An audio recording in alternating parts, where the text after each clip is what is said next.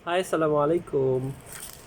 Bertemu kita sekali lagi dalam channel saya ini. InsyaAllah hari ini saya akan kongsikan berkaitan dengan bil elektrik kita. Saya yakin dan percaya ramai orang dah terima bil TNB masing-masing, ya. Kita dah terima bil TNB masing-masing, dan bila kita tengok bil waktu PKP ni, boleh dikatakan semua bilnya naik.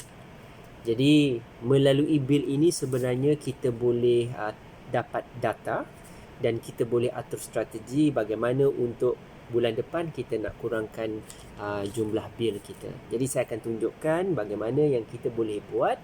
Moga-moga untuk bulan yang seterusnya kita dapat kurangkan kita punya nilai bil yang perlu dibayar. Maksudnya kita boleh jimat sikit. Okey, jom saya tunjukkan. Okey, berkaitan dengan bil elektrik, maka ia akan berkaitan dengan tarif. Kat mana kita nak tahu berapa nilai tarif yang dikenakan kepada pengguna domestik kita dekat rumah. Kita boleh rujuk dengan laman web TNB, ataupun kita boleh rujuk dengan dia punya dia punya tarif lah. Dia panggil sebagai tarif rate dekat TNB. Okey, ini adalah contoh bil elektrik. Ya, kalau kita tengok ini contoh, ya.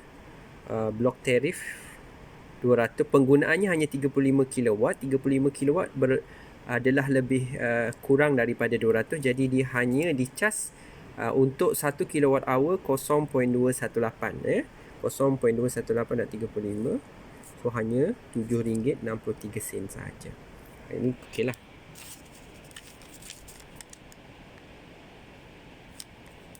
Okay. Tetapi sekarang ini, ya, yang ini contoh bil yang lain. Dia punya penggunaan, jumlah penggunaannya adalah 233 kilowatt, bermaksud 200 yang pertama dicas 21.8 sen, yang baki 33 dicas 33.4 sen. Jadi bila kita tengok totalnya hanya 54.62. Sebab dia tidak melebihi 300 kilowatt hour.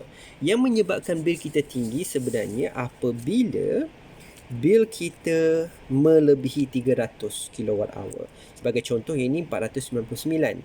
Jadi 499 terhadap 300, bakinya ada 199. 199 bila dah masuk blok yang ketiga, dia darab dengan 51.6 sen. 51.6 sen darab dengan 199 dapat 102. Sangat beza, kan? Blok yang pertama, blok yang kedua even. Yang ni 199, yang ni 200. Tetapi amount dia berbeza tinggi. 143 dan satu lagi 102.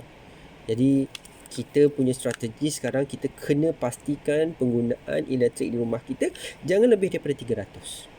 Kalau lebih daripada 300 memang dia akan tinggi. Kalau lebih pun jangan bagi lebih banyak, macam lebih banyak tu sebabnya dia punya amount adalah tinggi. Ya, sama dengan contoh yang ini.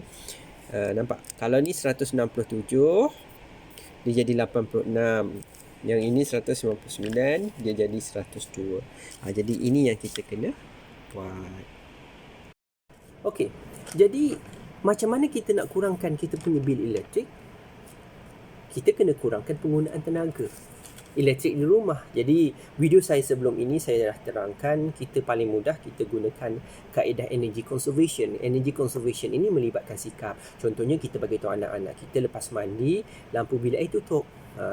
Kalau tak nak tengok TV, kita suruh dia tutup TV. Kalau hari siang, tak perlu buka lampu. Kalau ada tingkap, buka lampu, biarkan cahaya daripada luar masuk. Itu kaedah energy conservation. Ataupun kita mesin basuh, ya, biasa kita basuh pagi, basuh malam, basuh baju sikit pun kita basuh. Tapi kita buat adjustment, kita basuh sekali saja, tapi muatannya adalah hampir maksima.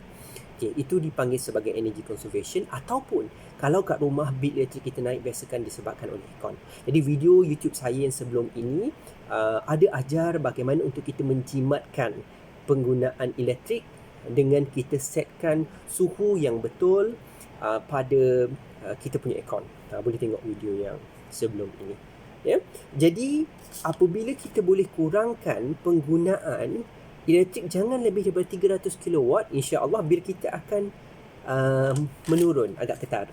Sebab bila dia masuk sahaja nilai 300 kilowatt ke atas, automatik dia akan darab dengan 51.6 sen. bila darab dengan itu, walaupun dia tak besar amount, tetapi sebab sebelum ni darab dengan 21.8 sen, darab dengan 33 sen, sekarang kena darab lagi dengan 51 sen. Jadi dia akan menyebabkan bil elektrik kita naik dengan lebih tinggi. Ya? Jadi masing-masing nanti boleh tengok bil. Kalau mungkin dia sebenarnya tak banyak pun, mungkin dia lebih 320 kWh, 350 kWh, bermaksud begitu dengan anak, begitu kalau ada adik-beradik tinggal sekali dan sebagainya, ya, lepas pergi dapur, dah ambil makanan kat dapur, tutup lampu, ya, jangan dibiarkan lampu daripada pagi sampai ke petang, ya, dibiarkan saja lampu di garaj, dibiarkan sahaja, sebab itu semua pakai elektrik. Aircon yang paling penting.